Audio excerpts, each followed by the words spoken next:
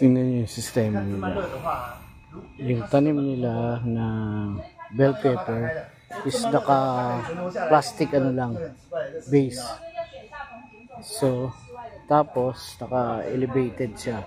Ang gamit nila na parang lupa is ano lang, coco peat, pure coco peat. So, mas maganda. And then, itong ground nila, niligyan nila ng sako na lang. So, hindi tutubo yung damo. Diba? Tapos may guide lang na mga cable na ano. Ang galing. Tapos ganda na ng puno. Mga first ano daw F1.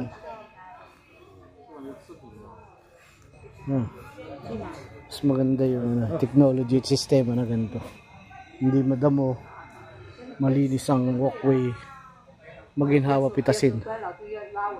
Ito yung sistema na maganda. Hindi ka unlike yung open, yung field. Tatapak ka sa lupa, madulas. Ito hindi. Iba yung sistema, ang galing.